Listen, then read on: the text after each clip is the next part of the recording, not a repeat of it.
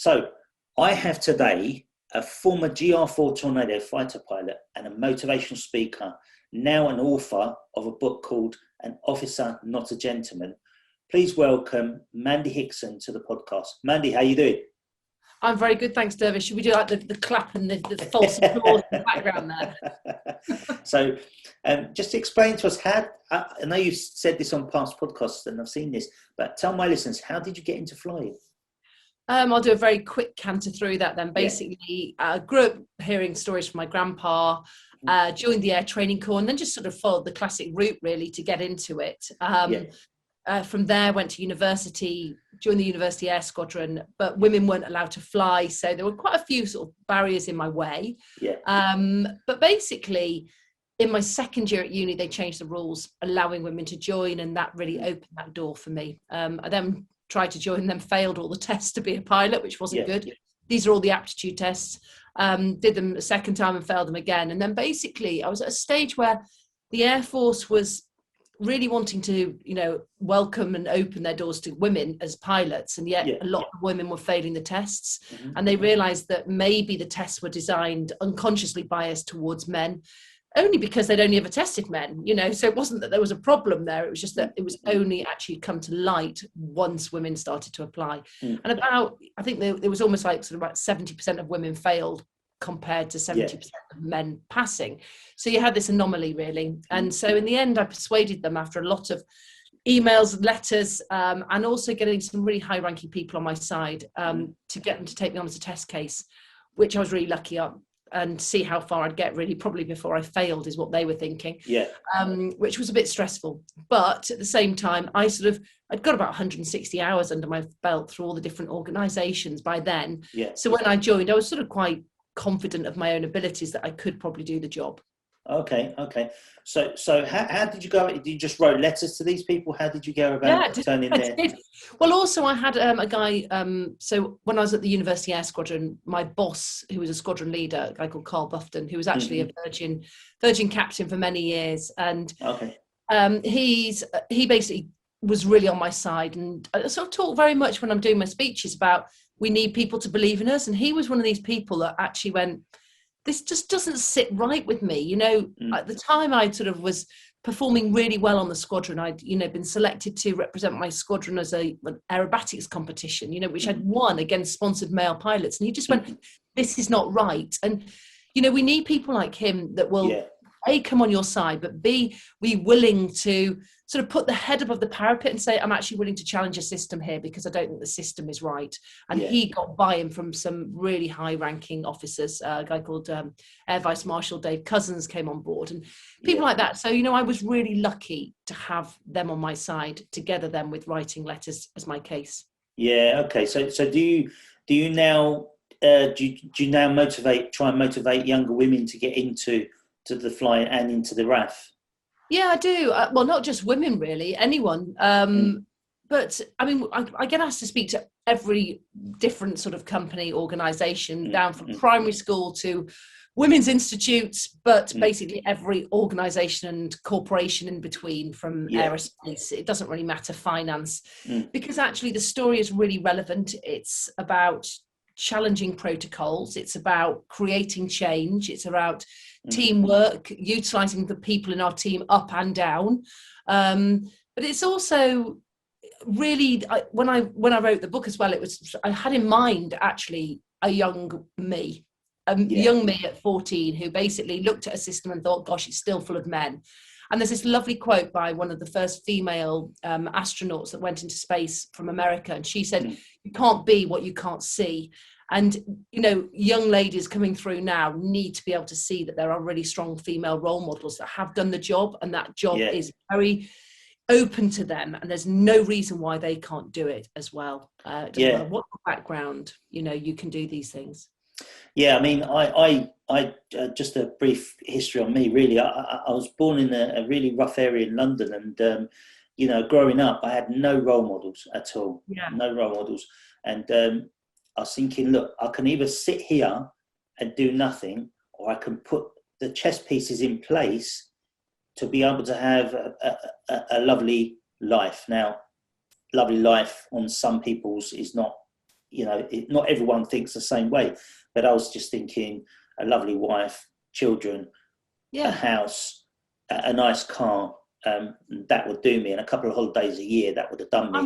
I'm with you. That's what I aspire to. I haven't got a lovely wife though at the moment. I've got a husband, you'll count. So then I started to put the chess pieces in place just to try and motivate myself and inspire myself. And I used to just do silly things like go down to London and look through the apartments in Mayfair or the houses in Mayfair, just look around and see the Bentleys outside and thinking, I want one of them, and I want to live like that, and I want a lovely house, and I want and I just started to do that. And then I started to go to university. I went to Kingston Uni, and that was the change in my whole life. That I turned the corner at that point, I think, because I saw it was Kingston University. It was a nice area. There were nicer people there. It was just a nicer environment to learn in. And I was surrounded by nicer people. Yeah. And once you start doing that, I think that makes it easier to start climbing the ladder, I think. So it's interesting. It's interesting that because you do a lot of inspirational talks through a charity, don't you? I do quite a few different, well, not just charity ones, but I have done in the past a lot of work with a charity called Inspiring the Future, which is about really getting women in front. It was specifically designed by Miriam Gonzalez, Nick Clegg's wife, and she set it up to create really strong female role models to go into schools and just talk about their careers, whatever they do. Because you know what, if for example I go to an area and, for example, there's a factory that basically the majority of the parents work at. When I speak to the children and I say, what are you going to do when you grow up, when you leave school? They all say, we're going to work in the factory. Because that's what they've seen. And just like yourself, when you're surrounded by certain people, if there aren't any role models to say, actually, you can do something different, then we don't aspire to be. And we all need that purpose. We need a drive. And I think it's really difficult. And this is why it's really hard in COVID at the moment, because what is the driving factor? I've got a 16-year-old and 17-year-old at home, two guys, exams cancelled. They're just thinking, well, what's the purpose? I'm not interested in chemistry, so why should I be listening to this voice on a laptop telling me about catalysts? I sort of get it. They say, well, I'm not interested. I'm not going to ever study this again. So what's the point? And I'm not going to be examined in it. So tell me, why should I listen? Yeah. And I do think they've got a point, because because there's no purpose to it. We only learn and we only want to better ourselves when we can see an end goal. Yeah. And if you can't see that, what's the point? Yeah, definitely. So let's get back to the flying topics and stuff. Sure. We're going down a route that I really enjoyed talking about. But I just wanted to kind of ask you some questions about your flying career. I found some of your stories online really interesting. I've always wondered, that low-level bombing and how you train for that. I know I've been to Boscombe Downs. I've been to some of the areas where you guys train in the past. But so what kind of aircraft have you flown over your career, and what was your favourite? Yeah, so you start on something small, a propeller aeroplane, Firefly or Tutor Grob, something like that. You progress then at the stage was Tucanos, it's now the Texan. And then after Tucanos, you get posted to the Hawk. I was on the T-Mark 1, it's now the T-Mark 2, which is a much more advanced version. When I was flying it, the T-Mark 1 didn't even have a head-up display, a moving map, no GPS. You're literally on a stopwatch and a map, and you're like, oh! So it was quite capacity sapping. And then from there, I graduated from advanced flying training and ended up on the Tornado GR4. Initially, I flew the GR1, and then I was in the stage where there was the conversion to the GR4, which was seeing huge software updates as well, which was fantastic. And then I did all of my service frontline flying on the Tornado. So aircraft-wise, what was your favourite aircraft to fly? What was it?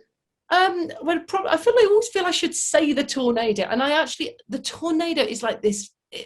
There's a lot of love for the Tornado out there because it's an iconic jet. It does what it says on the tin. It looked like, what it was designed to do, to drop weapons as a low-level penetration, attack aircraft. And I absolutely loved the power of the engines. I loved the raw flying of it. Compare that to the Hawk, which was also a fantastic aircraft. That is like flying. You can compare this. You could do this much better than me because of your background now. But it's like sort of going from a Formula One car to sort of a souped up Mini, because it's got very little at the front, so you feel like you're going really, really fast in the Hawk. At the same time, you're not going as fast as the Tornado, but it was an interesting one. But I love the fact with the Hawk, it's a very simple aircraft, so it was almost like a kick the tires, light the fires, and off we go, and you could be airborne in 10 minutes.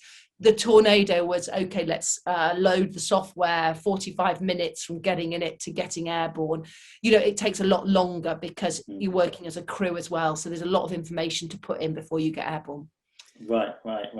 So what's the best place you actually took off from and landed then? What was your favourite? Coolest flying, because it was just brilliant and I absolutely loved it, is flying in, it's basically called doing OLF, operational low flying, and this is basically, I'm going to be a little bit rude, as low as your sphincter muscles will let you go. Basically, it's 100 feet.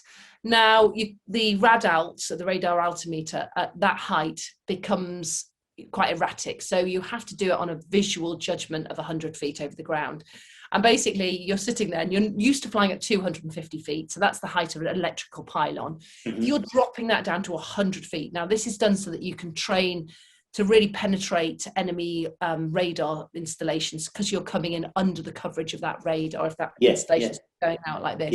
So you're coming in very low level, and you've got to be really focused. But we were flying in northern Canada out of Goose Bay, and you're flying over these incredible forests. We were dropping live weapons. We were working with forward air controllers who are, detached from the army to be out there as well, special forces, so they can talk you onto targets. So you're practicing what you would be doing in a theatre of war. And it's really exciting. And we will be launching 4-ship formation, so 4 aircraft in a formation, but with a bounce aircraft who's basically like the enemy. They're trying to attack you. And so you're flying at 100 feet, you're dropping live weapons, you're looking for the enemy, and you're bottom clenchingly low. It's honestly, it's about as exhilarating flying as you're going to do. And that's what I loved low level.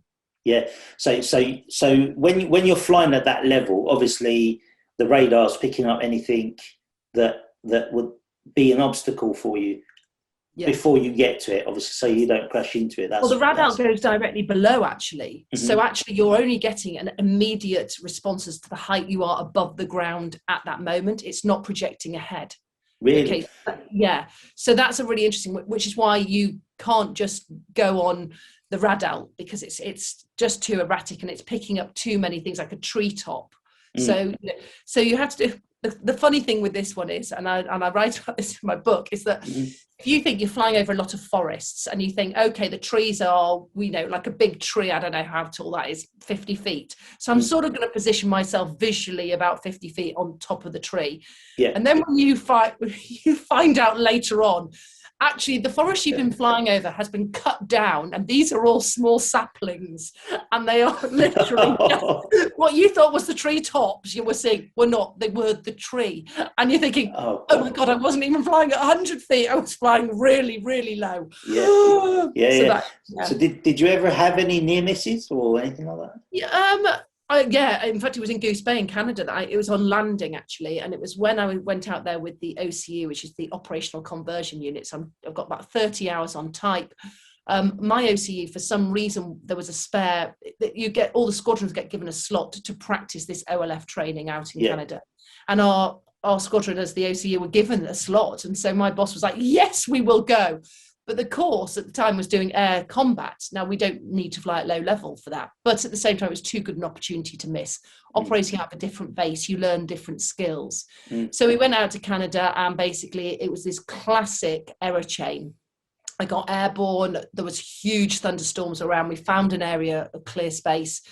We were doing what's called merges, basically with a partner. So I was flying with a wonderful guy called Puppy, and the two of us would merge together. We would have a dogfight, and then we'd reset and then re-merge. And it was practicing of all of your air-to-air combat skills. Yeah, and basically we wanted to get one last merge in because then the flight would count as one of our training sorties. And yet we heard that these thunderstorms were coming in. We're like, oh, can we, can't we? So we probably pushed the boundaries on our fuel state a tiny bit. And there's very few airfields around. I mean, we're talking like our diversion was Halifax, you know, which is like miles and miles away. Yeah. So we were called up to recover back to base, and they said, yeah, there's a huge rainstorm going through. And we were like, okay, yeah, we still clear to land? They said, okay, yes, you are. But be aware, this is quite going to be particularly, you know, it's going to be wet. But we were still within our limits. That's fine. So we got what's called a talk down, a radar talk down, a precision approach radar. And again, foolishly, they said, are you happy to take a talk down from a trainee? Again, the alarm bell should be ringing. You should have said, absolutely not. This is like, we're on full minimums. This is really horrible weather. No, I want the best person on the ground helping me. But I said, because I was in training, because of lacking experience, I sort of went, yes, I'd be happy to take that a talk down from a trainee. You have this can-do attitude, you know. So on this talk down, and this trainee is basically, rather than saying, you know, 1 degree left, 1 degree right on this glide slope and on coming in on the actual localizer, and he's going 10 degrees left, like 15 degrees right. And I'm thinking, this is not a good talk down. I'm thinking, maybe it's the weather. Maybe it's because, you know, we're getting bumped around. Maybe I'm not flying it very well. Anyway, Goose Bay, the runway is half ridged and half smooth. It's, I don't know, it's a disaster waiting to happen, basically. But we're briefed on this, that if it's contaminated, i.e.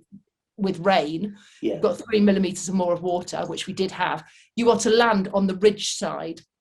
Anyway, I basically pop out of cloud at 200 feet, which is my minimum. I look up and I am not lined up with the runway. That's like about 200 meters to my right. I'm lined up with the apron. All the aircraft are lined up in front of me, and I'm thinking, oh my God, but I am the girl and I'm on minimal fuel. So I whack the aircraft over. We get down, we line up on the center line. Boom, I land. I engage thrust reverse. And of course, I have landed on the center line, at which point the smooth side, as I engaged thrust reverse, we absolutely spun, and we spun round. We ended up spinning through 90 degrees, and we're now going sideways at 140, 150 miles an hour down a runway, sort of partially backwards. You know, my navigator shouts, I'm not ejecting yet. And I was like, I hadn't even thought about ejecting. And you know, my brain is in. And the really good thing there is that my nav shouted, loss of directional control. Now that is a drill, and because you've trained and trained, if someone shouts engine fire, you pull that card out of your brain and you do the immediate actions. So as soon as he shouted loss of directional control, my brain went dung dung dung. This is my correct set of actions for it. And so we cancel thrust reverse, rocking the throttles inboard and all the rest of it. And anyway, with my I'm not ejecting yet, I'm now thinking, maybe I should be ejecting. Oh God. And when they happen in the air, they happen very quickly. You know, it's literally you've got milliseconds to respond. This is now 30 seconds of me slipping down a runway pretty much backwards, thinking, shall I, shan't I, shall I, shan't I? And then we drew to a standstill. We were lined up directly with the exit for the runway, at which point I thought, power up and off we go. And we did. I just went, runway vacated, clearing to ground. I went, roger that. No one spoke about it. And I sort of landed. I said to my backseater guy called Jace, I said, oh my God, that was awful. And he said, yeah, it was horrific. We had to put a safety report in. But no one from air traffic control sort of went, you've nearly had a near-death experience on the runway. It was like, bloody hell. No one actually checked on you to see if you were all right or nothing. Oh, no, not at all. I mean, we put in a full safety report because it was an absolute, they call it this, the Swiss cheese effect. There's a guy called James Reason who's done loads of work around human error. And it's when we have these like lines of cheese, and imagine them as defences, but like Swiss cheese, they've got holes in them. And when all your holes align, you get this disaster happening at the end. And basically, let's just say pretty much all the holes in the cheese had aligned, and that was my incident. And but for the grace of God, I didn't have to eject on the ground, because that is, let me just say, not considered a good thing. No, it's not. I know that because I remember years ago I met a pilot. Now, am I right in saying this, that you're only allowed 2 ejections in your career. Is that correct? That's right, actually, Dervish. Yeah. So and it's because of the compression to your spine. That's it. Yeah. I think they say that you pull up to 20. I don't know if the seats have advanced a bit more since I left, but it used to be about 20 times the force of gravity on an ejection. And actually, you do get some compression in your spine, and after 2 ejections, they just say that your spine can take it. People actually been measured, and they actually shrink. Shorter, because you've compressed that fluid, in your discs. Yeah. Have you ever had an ejection? No, I have not. Touched wood. That's good. No, that's good. That's good. That's good. I know people that have. And are the seats in there Martin Baker? They made one. Yeah, they're the Martin Baker. Yeah, because I've got a friend who works for them and he designs the seats. So yeah. Oh, fantastic! I mean, they really are life-saving bits of equipment. They've saved many of my colleagues, my friends. Yeah. Because I remember a few years back, I met a test pilot. Oh yeah. He said to me, he told me about this. He said I had 2 ejections, and so I was not chucked out the RF, but he was told, that's your service done, and he became a test pilot. Right. But only testing, not fighter pet. Can't be fast jets anymore. No, it wasn't fast jets. It was something. But it's not anything with a jump seat. Yeah. Yeah, he took us up in an aircraft at, I think, was it Boscombe Downs? Probably. Was it like the little they've got a little business jet that they do runs around for BAE actually. Yeah, and they fly from Boscombe up to Warton and back, because there's often this like shuttle run. I can't remember what the aircraft is either. I can't remember what the aircraft was, but he said, "Do you want to feel zero gravity?" Oh yeah, great fun. and he did that, and then he did a dive down, and then he shot straight back up into the sky again. My mate next to me was being sick. He was like, yeah, straight away he started puking. I was like, oh God, just get it in the bag, don't get it on me. Yeah. Oh, don't. I used to fly cadets, and one of the first questions I would say to these youngsters, they're like 13 to 18-year-olds, I say, do you like roller coasters? And they go, no, I hate them. I go, okay, it's going to be a straight and level flight then. Yeah. But if they say, oh, I love them, I'm going, right then, aerobatics. Because you can guarantee that those people, but even I've taken up some like really good friends, like in civilian aircraft as well, and I just love it. One guy's a really, really seasoned sailor, and he's like, oh yeah, I'm really hardy, We took off from Thruxton, and we were flying over to the Isle of Wight, and all I was doing was manoeuvring it so that we could see the needles, and he suddenly went green. I was like, Andrew, do you want to just get your sick bag out just in case? I've just thrown it out as a just in case. I'm sure I'll be fine. I'm thinking, but quite frankly, I've been covered in sick too many times from a cadet. Oh. It's disgusting. Yeah, you don't want to be covered in sick. No. So have you ever got back from a mission where you've gone, I love this job? Yeah, every single mission, I think. Yeah. Every single one. I mean, can you imagine it? You've got to just feel honoured to have had that opportunity to be doing it. I mean, I wouldn't have said, bizarrely, when you're doing it, you're just doing your job and you're like, oh my God, that was great, that was buzzing. Mm-hmm. But you don't probably realise just how fantastic it is until you leave and you're not doing it anymore. And then you look back and you're thinking, that was an incredible job. I almost feel more honoured to have done it now, looking back, than I probably did when I was doing it, Yeah. It's weird because I was going to say, see, I need some more peanut butter. This more peanut butter helps my brain think, I think. Really? Yeah. I got this. I'm into this health fitness thing at the moment, so I'm trying to get my brain more active.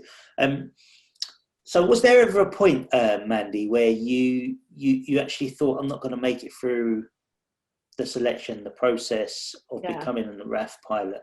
And I mean, I often share this story, but I was 3 trips away from from completing advanced flying training, so from gaining my RAF wings, and I failed a flight, and then I failed it again, and I sort of got the whole imposter syndrome, and I was like, oh, maybe I'm not good enough.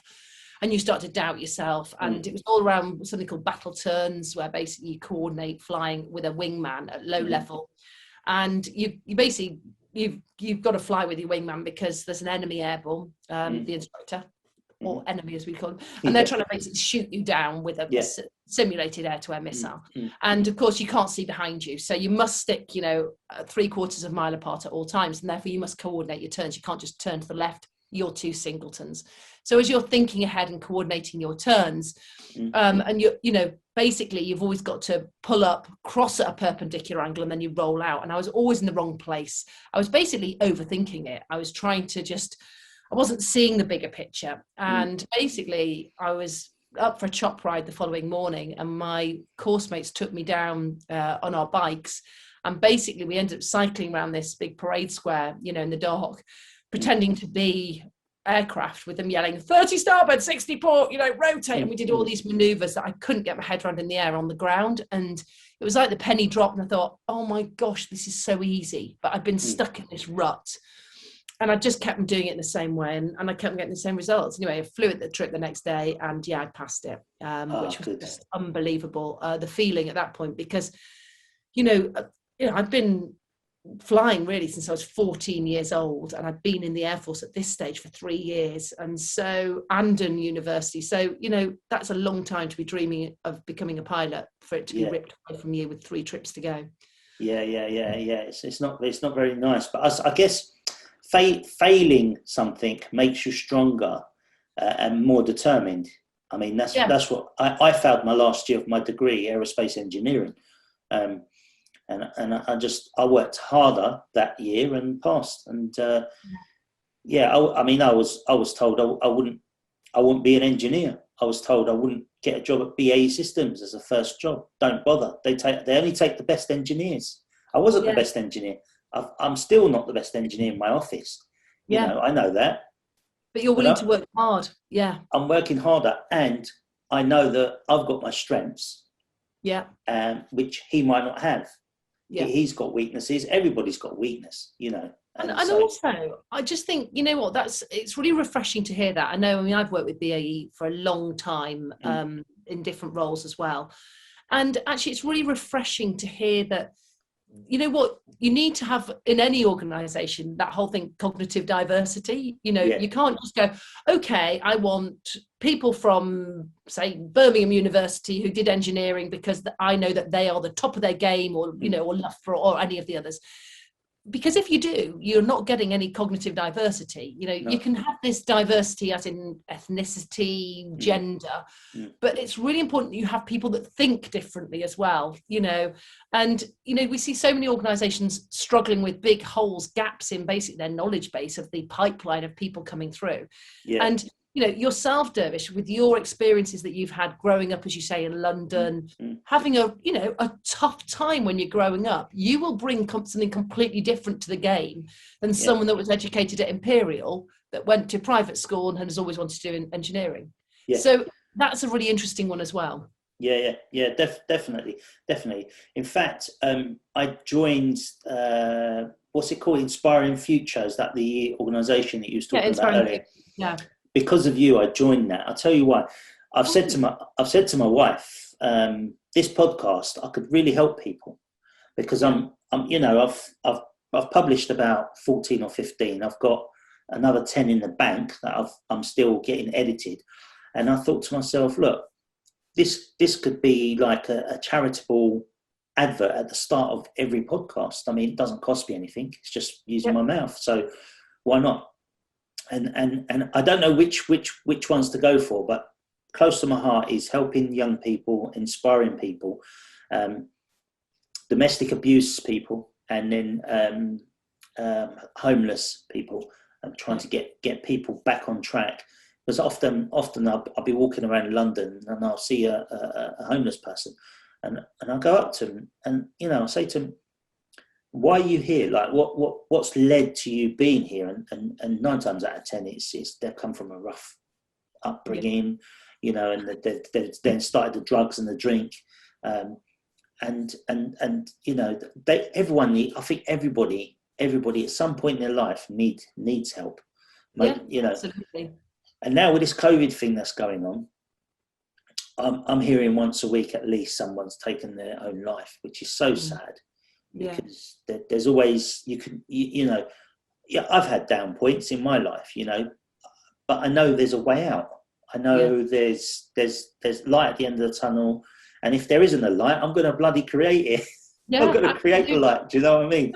People do need, people just to be looking out for them. The fact that you actually talk to people as well is just so important. I live in Winchester, which is a very affluent middle class area, and we've got a big proportion, of homeless people, and it's just traumatic. I mean, you've got a wonderful guy on the high street, Kevin, who just literally is part of the landscape, and every single time either myself or my husband buys him a pasty, and he's like, can you make sure it's chicken and ham, please, next time? We're like, yeah, all right. Or you go and you buy, a meal deal, and rather than just getting them, when you say, which sort of flavour of sandwich do you want? Which is your favourite? God, people don't ask us that. They'll just give us something and, assume that you like chicken, or whatever it is, But the best one was I said to this one guy, I said, guys, it is a freezing night. What can I get you? I'm going into Tesco's, and the woman said, could I have a meal deal with a chocolate milkshake, please, and prawn cocktail crisps? I was like, yeah, all right. And the guy went, actually, a pot noodle. And I was like, okay, this could be an interesting one, I've got, and he said, surely you can get the water from the little Costa machine thing. So I'm in there, and I've got my pot noodle, I take the lid off it, and they won't bloody well give us water from this Costa. So I had to go up to the guy and said, hi, I bought this pot noodle for a guy outside who's homeless. Is there any chance you can go into your staff kitchen, please? He went, I'm not allowed to do that. I said, I think on this occasion it's really important. And I said, I'm sure you can literally leave this till for 1 minute, go and fill up the kettle, and by the time we've gone through and I've paid, you can nip back and fill up a pot noodle for him. And he said, he was a really young guy, looked about 16. And he went, okay then. It's almost like someone had given him permission to help someone. But it's so important that we do recognise that this is a real issue, and there's so many ex-military people as well that end up on the streets. There is, and a couple of times I've had a few people, like me and my wife, we like to go up London to Chinatown. We have a Chinese, and we've got loads of food left over. So I'll say to the man, look, pack it up. I'm going to give it to the homeless guy around the corner. Yeah. Go up to the guy. And then they get away from me. I'm like, and my wife Josephine, she says to me, just don't bother if they're going to be like that. And I'm like, well, what can you do? You can't really not do it because it's in this weather at the moment. I don't know if you've got snow down there, but it's really cold outside and Baltic, Yeah, and I often think about it all the time. When I go to bed at night and I'm in my warm bed, I think to myself, Jesus, very, very lucky. So tell me about sexism in the RAF, right? Because obviously there's not many women pilots. How did you cope with it? Okay, so I always want to put the caveat on that this was, I joined the Air Force in 1994. Okay, so different time. It's a different time. It's changed immeasurably. So the youngsters that are joining now will not be having these same problems. And I say problems, they weren't huge problems. The Air Force was changing as an organisation. Society was changing as well. And so I think it was about trying to keep in touch with what was going on there. I obviously did come across some sexism, mainly in the form of the fact that, the Air Force had opened its doors to women and then went, oh, we haven't got any clothes for them. Oh, never mind, we'll just put them in male clothes. That'll be fine. Yeah. So basically, most of my career, I wore male long johns, which were basically Y-fronted, and cut you in half at the hips. So there's like little things like that. The flying suits were male flying suits. They didn't think, oh, women have got hips, in fact, I had this one friend of mine who, let's say, was rather well endowed on the top half. Yeah. And so when she wore this life support jacket, basically, it came out quite a bit further. So when she got all the information on her knee pads, she couldn't see it. So the actual the squippers, the safety equipment team, had to take off these. We have these maps and all the information on your knee pads. They actually had to unstitch them, move them down so that she could physically see them for the large, ample chest and the life-preserving jacket, which also sat on top of it. So that was quite funny. So there were things like that. But there was also, really minor stuff of you getting just the odd comment, and people go, oh, that's fine, that happens in all workplaces. But it was when I was going through advanced training, and one of my course mates actually called the instructors out on it, not me. I sort of became so thick-skinned that I wasn't noticing it. But Tristan, this guy, actually said, Mandy, we want to have a word with the instructors on your behalf. Yeah. Why? And he said, because we don't like the way that every single one, so if you've got 20 instructors and every single one makes a comment, go, oh, I can see which aircraft Mandy's parked, it's the one that's not straight. Oh, Mandy will be a while coming out from the aircraft, she's got to put her makeup on. These are really meant non-vindictively, and they were taken non-vindictively as well. Yeah. However, 20 a day, it just starts to erode you. And they just said, we're just sick of it. We don't want to hear it. You know, why should you be having someone comment? And I just don't think any of them thought about it, you know. And so when it was pulled out and they were called out for it, they were like, oh my gosh, we're really sorry. And I said, look, I'm not offended, but you know, actually, can we just stop it? And they all went, of course we can. You know, so it wasn't and you know what? It was really refreshing because it was called out. It wasn't a problem. It was just, it needed a tweak of behaviour, you know, turning up to a squadron, screensavers being naked women, you know, me making them naked men, the next day their landscapes, you know, stuff like that, going into like career rooms, there being, you know, the Pirelli's beautiful women calendars, you know, and me sort of just, do I really want to be seeing that, you know? Again, this is not, I suppose it is sexism, of course it is. But they'd never had women, so there'd been no one to complain about it. And of course, now that would not exist, and it doesn't exist. It doesn't exist anymore now. No, and of course it can't. But this was with a different. I mean, the time I struggled the most was in the Gulf. You're out there for months on at a time. Yeah. And you know, as with all men, you know, you're in a this sort of like porta cabin-y type flat roof building with one, you know, shower that you share, set toilets that you share, tiny little pit of a room, which every time I walked in was again wall-to-wall pornography on the walls as a joke. I was always given that room. I was like, stripped it all down, put it outside my door. Thank you guys, that's funny. But having no females to speak to out there for months on end was really, I found that really challenging. So when you say you shared the showers, so there would be cubicles, but you'd all be queuing in the shower with just your towel on. I mean, again, it didn't really bother me. I know this sounds ridiculous, but it didn't genuinely bother me. And it's not because I'm sort of this hard nut. It's just that I just took it for what it was. I didn't need to fight the system. You know, on the squadron buildings back in the UK, there wasn't a female toilet. I mean, I just basically went into the men's. Again, I need to go to the toilet and just go, I'm behind you, as they happen to we, you know, they just say, I don't turn around now, I don't want to see anything. But again, it wasn't a massive issue. Of course it would be now. And, you know, and I'm glad things have changed. I'm not saying it was right, but things had to change. But yeah, I became very thick-skinned about it. Yeah, and there's a lot more women now in the Air Force, isn't there, than there was back then? Yeah, absolutely. But we're still only around 10%. We're just around that 10% mark. And if you look at female aircrew, and certainly fast jet female aircrew, you're not looking at 10%. I don't know what the numbers are, and I don't even know how you find out. But only 5 women ever actually flew in the front seat. I piloted a Tornado GR4. 5 women. 5 women, bloody hell. It's more people who walked on the moon, Dervish. Yeah. It's weird because I was saying to my wife, why haven't we got Formula One drivers that are female? Why haven't we got mixed? Yeah. The football, for example, like why haven't the big teams like Liverpool, Chelsea, Manchester United, why haven't these guys got a mixed team? Why is it just men? Well, I also just think female sport in general, they've done so much. I mean, you look at like, you know, they've obviously got their, like the equivalent of the Women's FA Cup and things like that. But, you know, it's so badly covered. It's getting better. Yeah, it's getting better. You couldn't get sponsorship. I mean, I know that you've got some of the big banks now that do sponsor it. And it was fantastic for the World Cup when actually they were selling out the stadiums, 70,000 people at Wembley sold out for watching the female, you know, the women's women's football team. Thank goodness. Why is it not more? And in fact, I was doing another podcast actually with a colleague, a lovely chap, and we were talking about female Formula One, you know, and we were sort of talking about the fact that why is it they feel the need to have it? Yeah. Is it a backward step by having a female Formula One? No, why is it not?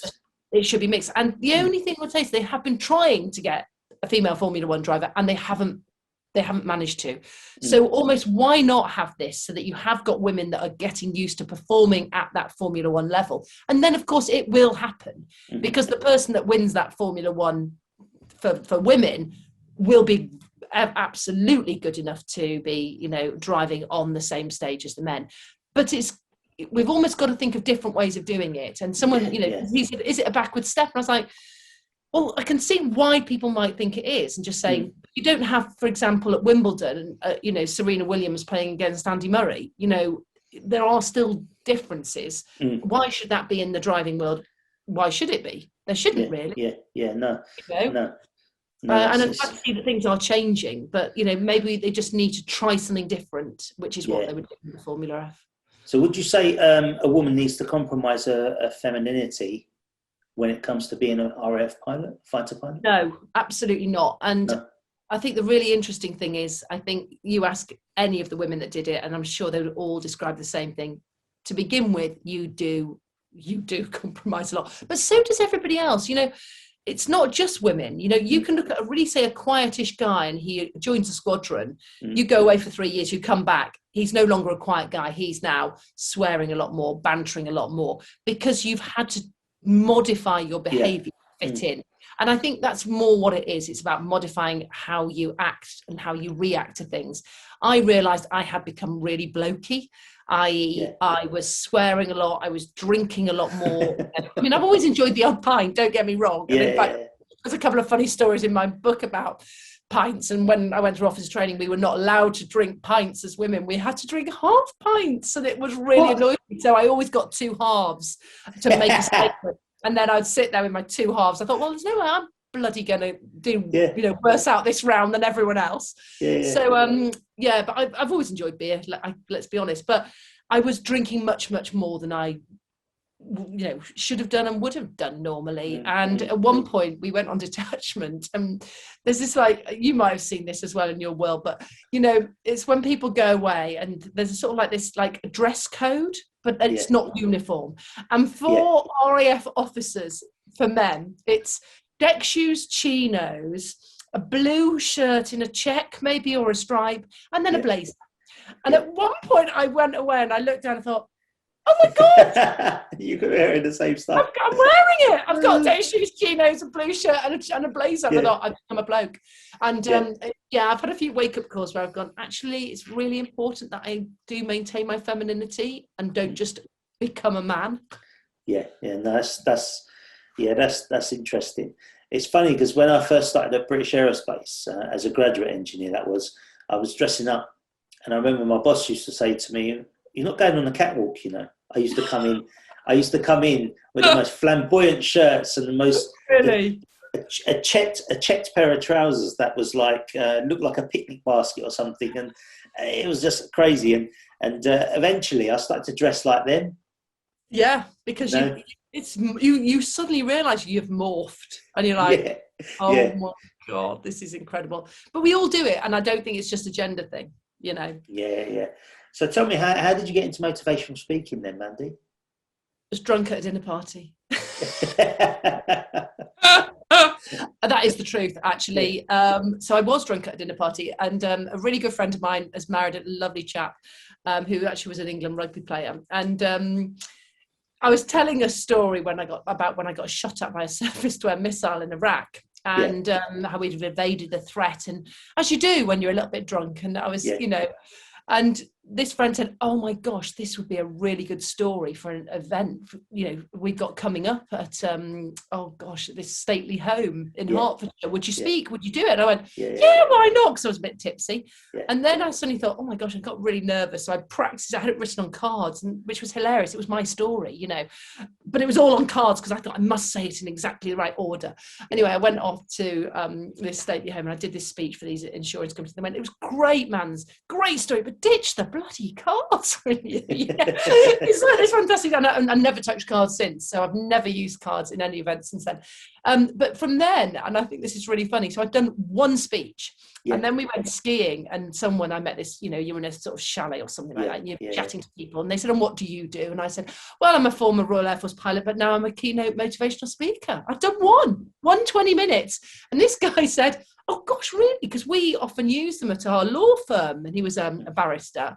And he said, would you come in and do one?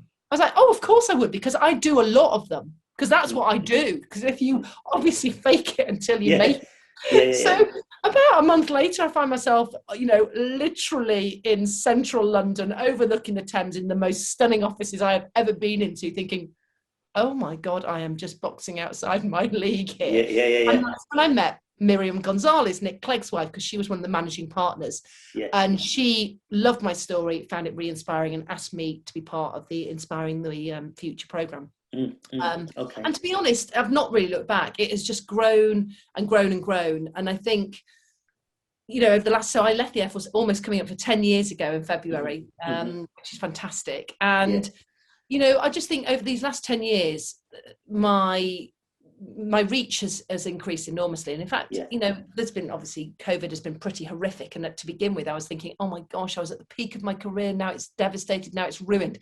But one thing that's come out is that actually I've now been speaking to school children in Australia, to young space cadets on a program, on a summer camp in America. This wouldn't be happening if it wasn't for the fact that virtual world has become the norm. And so I have been speaking to so many air cadet groups, to university air squadrons, to charity organisations. Again, I could never go round and speak to individual squadrons, but I'm saying, I'll cover at wing level or at region level. And so, for example, next week or in a couple of weeks' time, I've got one to London and South East air cadets, and hopefully, that's an entire region, but you're now reaching a lot more people than me just going individually to speak to a squadron or to speak to one organisation. And, I'm just looking at the positive. I'm always cup half full, but the positives for me is that actually I can still do what I'm doing online. It's given me an opportunity to finish my book, which I never would have done, because I'm so rubbish at finishing the project. But I finally had this time on my hands and thought, best to get on and crack on and get that done. So that's why it finally got released in June. But it's I've really tried to take what I can out of COVID and the lockdown, and rather than getting really down about it, just utilise the time as best as I can, really. Yeah, I'm the same. I'm exactly the same. I'm working, but also I'm doing the podcasting, and now it's not just talking to you. That's the job. It's preparing before it, which takes a lot of time. I've had five podcasts this week, so that's. And you sort of think, my goodness, that's a lot of editing afterwards, and also research, as you say. You can't just come online and go, tell me about yourself. Yeah. Well, I did that with one. I didn't prepare for him, and I came on and I thought, Jesus, what do we talk about? I don't know nothing about this guy. And luckily, I think we muddled through it because it was an engineering guy. And that was that. But I often doubt whether I'm good at my job. I'm good at this. I'm good, Well, I think the whole success of a podcast is that it feels like you're just listening to two people chatting in a pub. And I think that's when it comes across as the best, definitely. Yeah, and the great thing about podcasting is you can stop it and come back to it later on, rewind it, forward it. If you don't like this bit section, you can just forward through it. It's pretty diverse, actually. So that's good. So what advice do you give to young people, in particular young women, to have a career in aviation and the RAF? Well, to have a career in anything that is perhaps outside of what they were normally thinking of, I think the really important thing is to believe in yourself. My mum always said to me, if it's going to be someone, why shouldn't it be you? And that's actually a really good thing, because like your one, if you don't apply to British Aerospace and try and get on their programme, then you're never going to get in, are you? Because you've not tried. So I would always say, have a belief in yourself. It doesn't matter what background you have come from.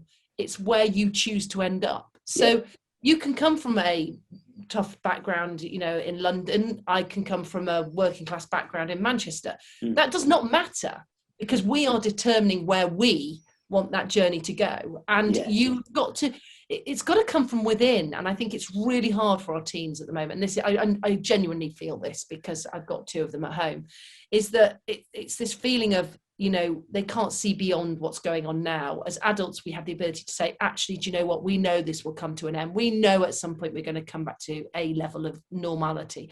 For them, they can't. And they're just thinking, this is it, you know. But so it's to have that belief in yourself. It is to, you know, find a purpose, you know, actually, and that's easier said than done. Of course it is, and I really appreciate that. But there will be things that you think that interests me a little bit more than others. Whether it is that you're doing photography at school and you think, I really enjoy it when I'm actually editing photos. But you know what? You can make a career doing that then. Yeah. So it's about actually finding what the tiny little thing is that you enjoy doing and working backwards and to work out how you can make a career of doing that.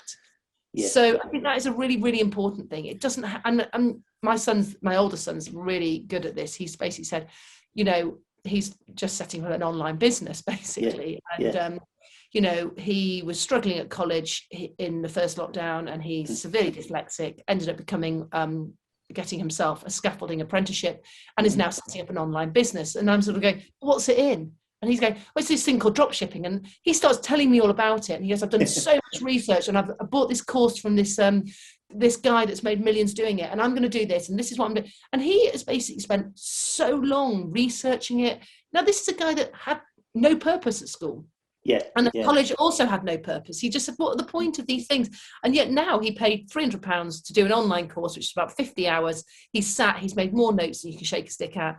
Yeah. Because he's got direction, you know, like you wandering around those houses of Mayfair, you know, he's basically said, I see him Googling all the time where he wants to live in Bali or, you know, I'm going to own this sort of car, you know, and he keeps on showing me them. And in one part of my mind, I'm sort of thinking, that's nice. But then I think, why shouldn't he actually? Because he's really driven. Now he's found something that he wants to do. And it might not be a career that I know anything about. Yeah. The thing is, I've got a few friends that say sometimes they say to me things like, you never try, you never know. Yeah. That's something I always remember. And, you know, I've tried online selling. I didn't put 100% into it, so it failed. I know that if I put 110% into something, I think it's going to succeed. I'm pretty sure. And it's also about accepting it. I mean, he came up with his first product for it, and he only sold one. And I thought that the 17-year-old petulant child in him would come out and go, that's it, I'm giving up, I hate it. I've invested all my time and money in doing it. All the money I'm earning from my apprenticeship, I put into this because I've said to him, you fund yourself. That's the way it goes, you know. And I'm quite hard on that. And basically he didn't. He went, that mustn't have been the right product. Right, I'm going to go back to the drawing board. And I thought, oh, that is a really different, as you and I both said earlier about failing, you know, it's only when you fail that you realise, right, I've got to try to try even harder to get to where I want to go. Yeah, that's it. And you know, I've got people that I know hoping that I fail at this podcasting, for example, you know, and it's crazy, isn't it? Makes me want to come out fighting harder. Yeah, well, you do that because you're doing a great job. Yeah. Thank you. So going back to being a pilot, how did you cope with relationships? You know, because you've got 2 kids, you've got a husband, as I know. How did you balance it? It's tough. It is tough. So basically, initial stages of my career, the first 10 years of my career, I didn't have children, and that was fine. And also your propensity to risk is different then as well, because if you die, then okay, a lot of my family are upset, but no one's dependent upon me. Once I then had children, I requested it's called a second line job, so I was almost in direct support of the front line. Often had to be a Tornado pilot that did it, so one of those roles was actually at Boscombe Down, working hand in hand with British Aerospace, coming out with it was very boring, all the aircraft documents set. Yeah. But it was an essential job that a pilot had to look at these to put it from engineering speak into pilot speak, because you guys speak in one way and pilots will go, I don't really, in an emergency, I need to think in a pilot way. So I was that interlinking person. Now, it was at that stage when I had my children, basically. So, or I'd had my children, and now I could do a job which was less demanding because I'm now not going away all the time. But by taking that job, I basically kissed goodbye to promotion, to a career in the Air Force, because I do remember my posting officer very brutally saying to me, if you take this job at Boscombe Down, Mandy, you will never be promoted again. And I thought, was that a threat? Was that a threat, or no? It wasn't. It was fact. It was just fact. Was it? Okay. He wasn't meaning it brutally. Basically, the second tour I had to do to be promoted would be that I would have to do a frontline flying job. Okay. But I couldn't balance that personally with having children. And so I knew at this point, with my heart, really heavy heart, when I talk about that in my book, it's a really an emotional stage when, you know, I feel saddened that I had to make that decision, but I don't believe that I had any choice, really. You know, I had 2 little boys by then who were 3 and 1. What am I going to do? Just go, I'm off to Afghanistan. There's a war going on. Be back in 4 months. It just doesn't work. And if it's fine if you've got a partner that you can balance, or the people I know in the Air Force that have managed it is often when parents have stepped in and helped out. But my parents weren't interested, and I would never have asked them to. You know, that was not their role. I've chosen to have my children. And so that was a really tough balancing act. I cannot lie at all. But it made when I left perhaps a little bit easier, because by then I'd taken a step back from frontline, absolutely immersive fast jet flying. I then had this stepping stone tour, and then I left. So basically I didn't go from flying a Tornado to basically wandering around Tesco's, you know. So I didn't have that huge dropout, because by then I'd bought a house in Winchester, because I could, you know, do that from Boscombe Down. And actually I built a life as well outside of the Air Force. So it was a really nice conversion for myself. Good. No, that's good. That's nice. So going back to the GR4, what was its best asset? What was its best feature? I think low level. I mean, it is designed to be a penetrator of enemy defences at low level, and that's what it does brilliantly. Put it in air combat and it's appalling, you know. You couldn't fight against anyone. It's got a huge turning circle. You can't pull a massive amount of G-force in it, but you know, load it up with weapons and head into the enemy. As you know, at the moment we're seeing Gulf War 1, its 30 years anniversary at this moment going on as we speak. And you know, I've got really good friends that are posting daily on Twitter and on different social media networks and channels, you know, what was going on. They're posting their maps. You should see, I mean, it's just like a barrage of surface to air missiles, and seeing these guys, especially say, for example, reconnaissance, going in brave, alone and unafraid, you know, really trying to basically weave their way around surface to air missile sites to try to get intelligence about what was going on the ground, so they could feed that back to the next wave of aircraft that are going in. I mean, what did I love about it? It's power, it's, you know, it's thrust. You know, when you stick in the reheat, you're getting about 2 G-force of lateral acceleration. So that is a phenomenal, you know, that's a lot. You'll see it, you know, and that roar of the engines when you light the burners on the runway. Oh my God, I loved it. I absolutely loved it. And I just think it's an incredible aircraft. And the other thing it's really good at, it has a magic thing called terrain following radar. Okay, it's the TFR. Basically, the ability to fly on autopilot at 250 feet without you touching anything. Now, that is phenomenal. And we were often on exercises. We did a night exercise in Red Flag in Las Vegas, out of Nellis Air Force Base. It's like walking on the set of Top Gun. And it's right up there. I mean, it's incredible flying that you're going to do. And we had this night mission, and the weather was quite poor, and all the other aircraft had to scrub, apart from, boom, the Tornado, because we could just step it down through the cloud into these mountainous areas. And I mean, I've done one trip whereby, it was in Canada actually, we did drop live weapons. We were pitch black. We plugged in the autopilot and we stepped down. And at one point, the light came through from the moon, and we were in this massive valley either side. I'm just looking at granite on either side of us, and the aeroplane is just flying, and you're going. How fast do you go at this stage? About either 420 or 500 miles an hour, dependent on whether you're on a target run or not. So yeah, about 450 miles an hour, and the aeroplane's flying, and you're this close to the ground. Or, you know, you're like, oh, I really hope this equipment doesn't let me down. I hope the engineers have done their job. I was gonna say because a lot of the defense system and the radar stuff is from BAE Systems, isn't it? Yeah, on that yeah, on it that is, aircraft. absolutely. Yeah. So I mean, I often say to my wife, I wouldn't fly in a plane that I designed. Don't say that, Dervish. Because I've always Um, said, you know what? I mean, this is one thing that I do say, and I say it a lot in my speeches as well, is that, you know, there's 50 trades in the Air Force alone. Yeah. But that's without taking it out into account industry like British Aerospace, Raytheon, you know, all the other manufacturers and organisations that have an input. And you think, you know what, when you're about to go flying, if all those 50 trades aren't working, you know, as cogs together in a machine, then actually your life can be on the line. And, you know, the engineers are a linchpin, you know, and I often see these young guys that can be in straight from school at 18 on an apprenticeship, you know, young guys, and, you know, they're being tasked to do jobs, they're accountable for their actions. I'm putting my life in their hands. So, you know, you talk culture and things like that. I don't want people doing things because it's a regulation, because they have to. I want it doing them because they want to. And I do believe that culturally the Air Force has got it right now, that people buy into that absolute do the right thing, not because someone's looking over your shoulder. You know? I actually love my job. Like, I love what I do. You know, I don't wake up in the morning and think, oh God, I've got to go work again.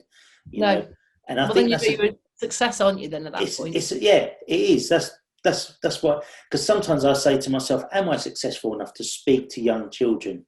Of course you are. I think you would be a really, really inspirational person to speak to youngsters.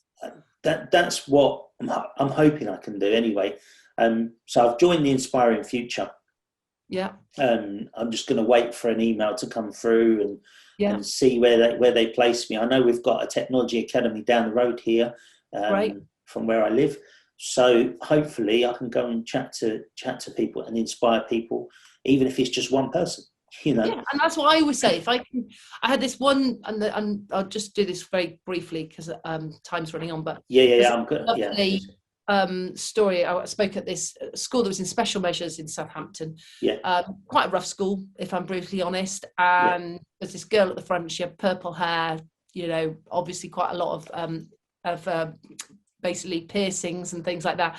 And as I was speaking, I could she'd been put at the front because if she was at the back, she'd be messing around, you know what I mean? She was trouble. And basically I finished my speech and I could sort of see her body language throughout my speech was changing. And the head teacher emailed me afterwards and she said to me, I've just got to tell you this. This girl came up to me and she's one of the brightest girls in the school. And she was determined to go to the local technical college and do hairdressing because that's what her friends were doing. And the head teacher was like, she is so intelligent and she's really like STEM orientated, like she's really up there with physics and you know, maths. She's got an absolutely analytical brain. She would be brilliant and all of these things. And she said, and we're really encouraging her to do A levels and to go on. And she's absolutely, no, I'm not doing it. And then she went to the head teacher, and I'm going to quote you and what she quoted to me. And there is an F word in here. And basically she said, if she can effing do it, then so can I. I will bloody well go to college and do my A. And she said, I've got to quote you verbatim, because she said, I didn't even pick her up on her swear word because I was so overwhelmed. And I thought that's what it's about. It's about just changing one person's flight path. You know, the sessions I do around called Change Your Flight Path. And get one person to think differently, then you're being successful, basically. I mean, that's in Turkish, that's called köşeyi döndü, which means you've turned the corner. And she turned the corner. She's turned the corner. So that's good. That's good. Mandy, it's been absolutely fabulous talking to you this morning. And great to talk to you.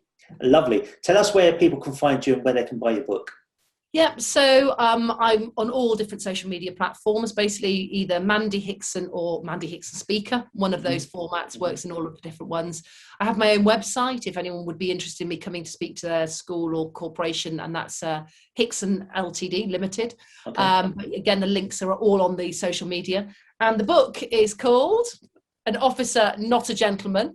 And basically that's available on Amazon. So I've got mine on order. Well done. It's been the number one bestseller actually in aviation category for about 2/3 of the time it's been on since June. So it's doing well. It's been really well received, which has been great. Good, fantastic. Thanks, Mandy, for coming on. You've been an inspirational, motivational speaker for me as well. You've inspired me, you've inspired me to do wonderful things. Dervish. So thank you. have a good day, and we'll catch up soon. Okay. Definitely. Thanks, All right. Dervish. Thank you. Take care. Bye bye. Cheers then. Bye bye. Bye. Bye.